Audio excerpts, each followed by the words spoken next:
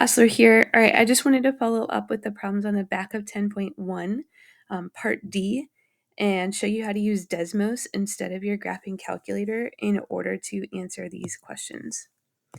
All right, and so if you recall, based off the previous video, we said that problem 3 was growth. I'm doubling every year.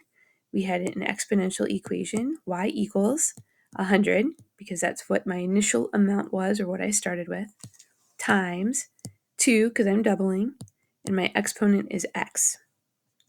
Part C, we had done. You were just substituting 20 in for x and doing a calculation. But in part D, this 100,000 you are given is a y value. So what that means is I'm going to write 100,000 in place of y, okay, equals the 100 times 2 to the x. And my goal is to figure out what this x value here should be, okay?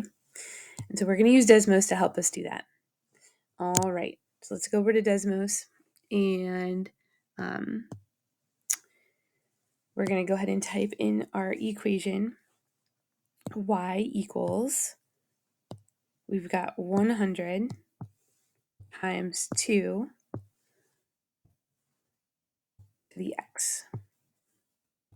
I'm going to hit enter. And we can use a table in Desmos just like we use a table in the calculator. In order to use the table in Desmos, I have to go to this wheel at the top here. It looks like a settings or a wheel. I'm going to click that wheel, okay? So again, I'm clicking this wheel right here. And notice I have my equation, and I have this table and these double pages and the x. I'm going to click the table, and notice that it starts producing a table of values for me. Well, I can go in and I can adjust the x values, but I can't adjust the y values. All right, so after 2, I have $400, and so that doesn't cut it. So I'm going to hit enter, and I can type in then whatever x value, or actually as I hit enter, it'll continue producing x values and y values for me. And so that doesn't hit 100,000. So I'm going to hit enter again, and that didn't work, so I'll hit enter again. And I'm just going to keep hitting enter until I've hit that 100,000. Oh, there it is. It took me 10 years to get that 100,000. And so if you just keep hitting enter, you're going to be producing these x values until you reach the output or the y value that you are looking for. I'm going to come back over here. After how many years will I have 100,000? X was 10. It took me 10 years before I hit that 100,000. Okay. Let me show you same thing with problem 5. Okay. Problem 5, it says that the price decreases by half every month. So we said that was decay. Our equation was y equals 75 was the initial amount. 0.5 or 1/2 is what I am decreasing by to the x. To answer part C, we put 4 in for x. But to answer part D, after how many months will the sale price be $2? That $2 is going to be my y value.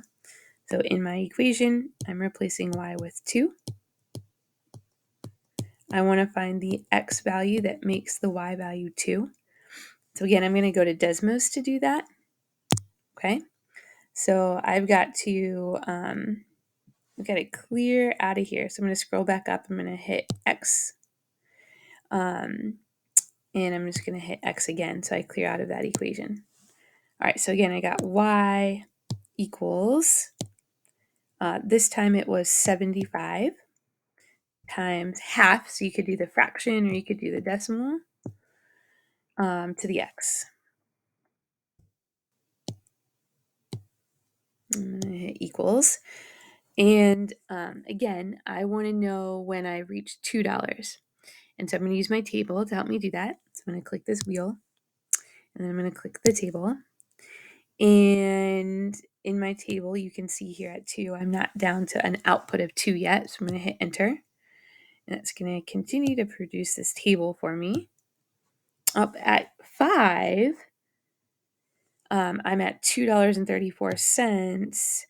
At 6, I'm at $1.17. So it's somewhere between 5 and 6. So let's go back here. After how many months will the sale price be $2? Well, let me come back here. I guess it's going to be after 5 months, right? So it's going to be more than 5 months.